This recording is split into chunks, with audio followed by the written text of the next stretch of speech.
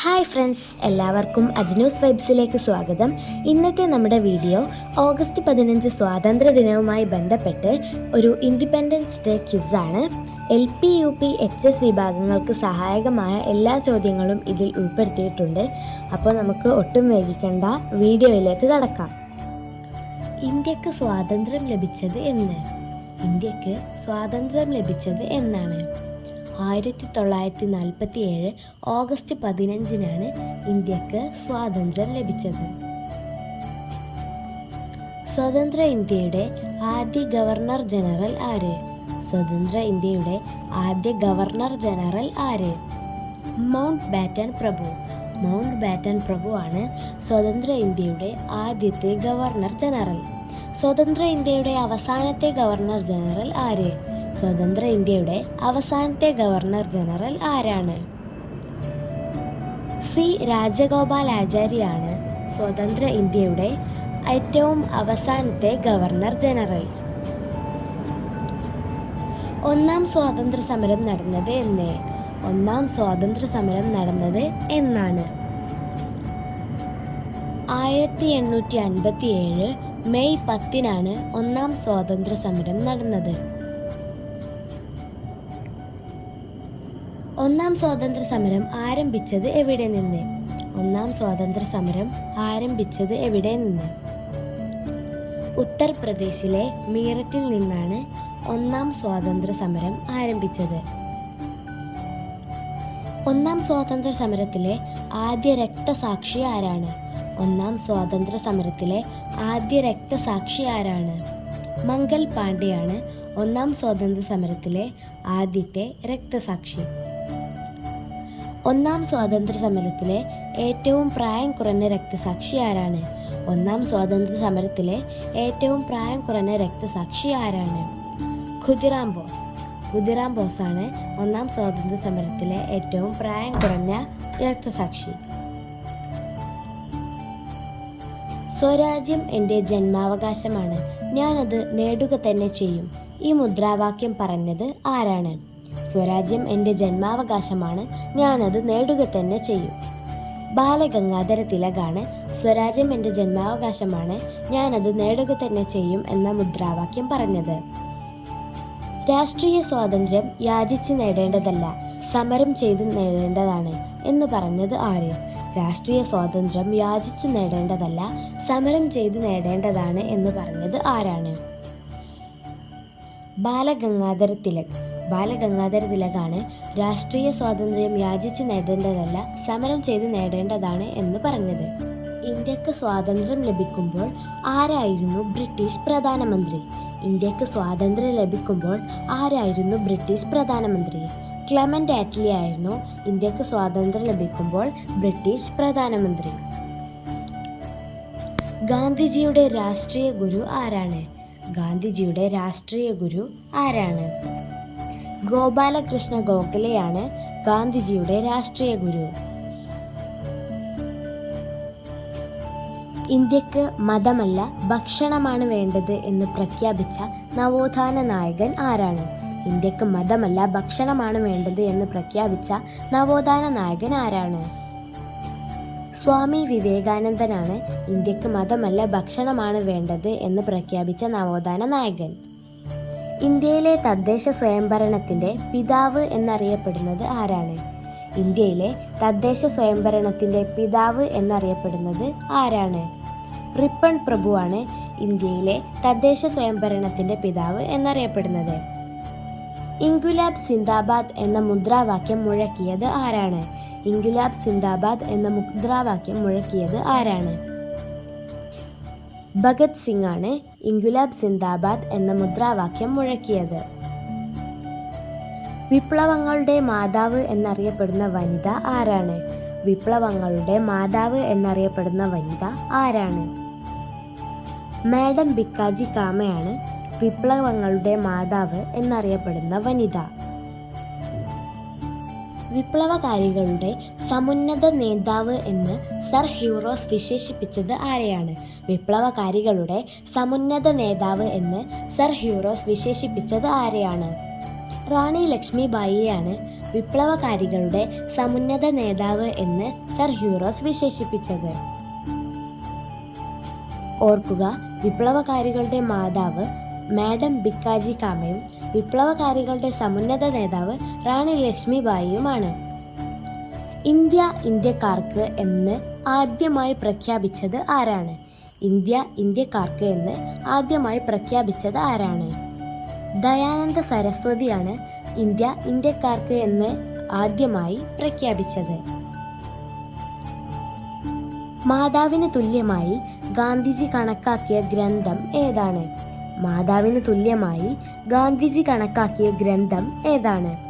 ഭഗവത്ഗീതയാണ് മാതാവിന് തുല്യമായി ഗാന്ധിജി കണക്കാക്കിയ ഗ്രന്ഥം.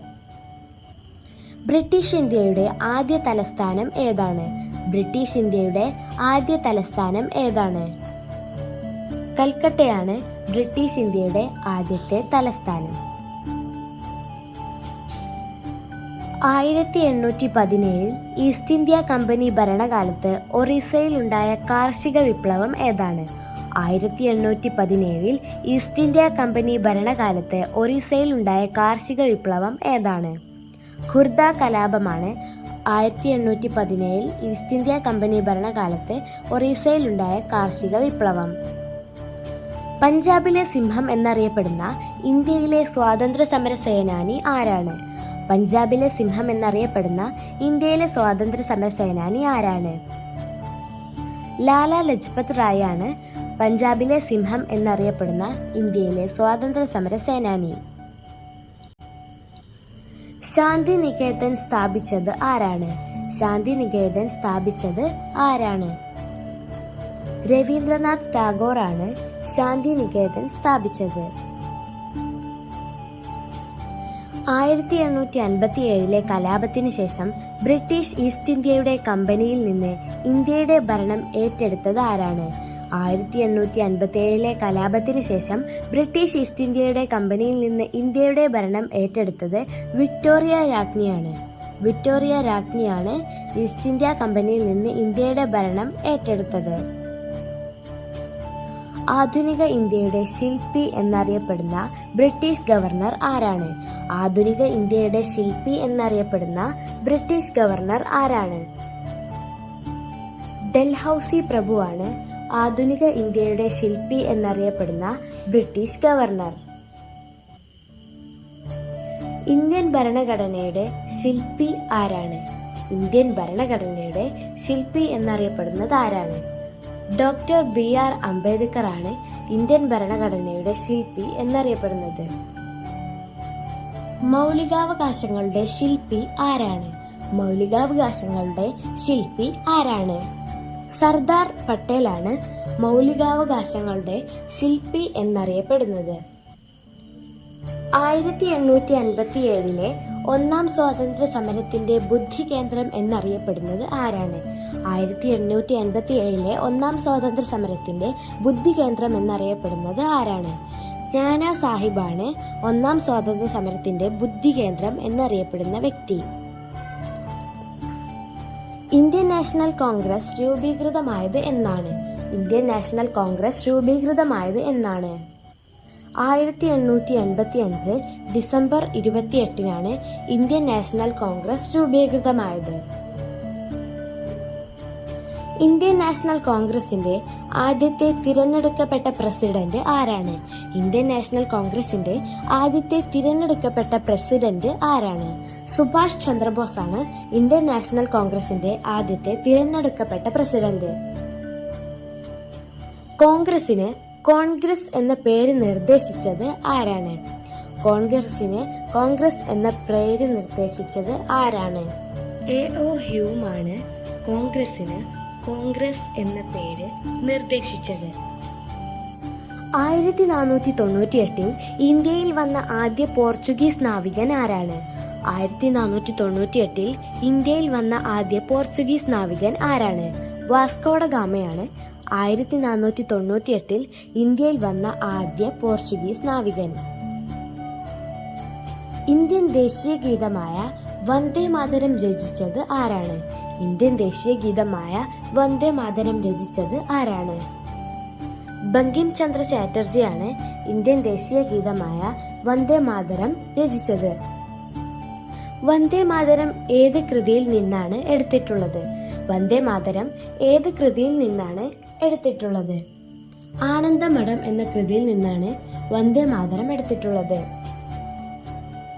അതിർത്തി ഗാന്ധി എന്നറിയപ്പെടുന്നത് ആരാണ്? അതിർത്തി ഗാന്ധി എന്നറിയപ്പെടുന്നത് ആരാണ്? ഖാൻ അബ്ദുൽ ഗാഫർ ഖാനാണ് അതിർത്തി ഗാന്ധി എന്നറിയപ്പെടുന്ന വ്യക്തി. ദേശീയ വിദ്യാഭ്യാസ ദിനം ആരുടെ ജന്മദിനമാണ്? ദേശീയ വിദ്യാഭ്യാസ ദിനം ആരുടെ ജന്മദിനമാണ്? മൗലാന അബ്ദുൽ കലാം ആസാദിന്റെ ജന്മദിനമാണ് ദേശീയ വിദ്യാഭ്യാസ ദിനമായി ആചരിക്കുന്നത്. ഇന്ത്യ സ്വാതന്ത്ര്യം നേടുന്നു എന്ന പുസ്തകം രചിച്ചതാര്?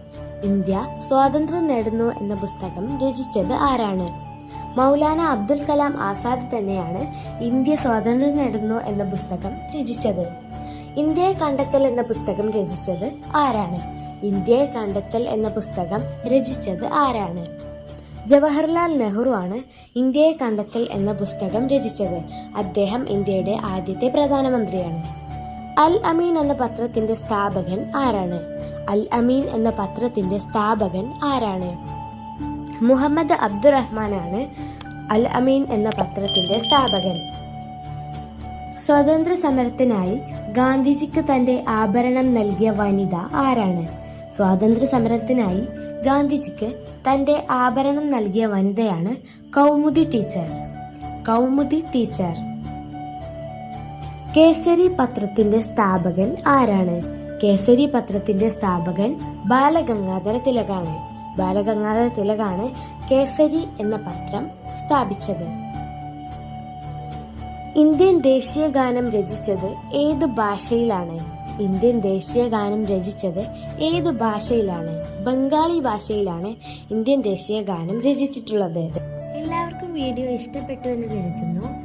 വീഡിയോ നിങ്ങൾ ലൈക്ക് ചെയ്യുക, ഷെയർ ചെയ്യുക, സബ്സ്ക്രൈബ് ചെയ്യുക. മത്സര പരീക്ഷകൾക്ക് ഉപകാരപ്പെടും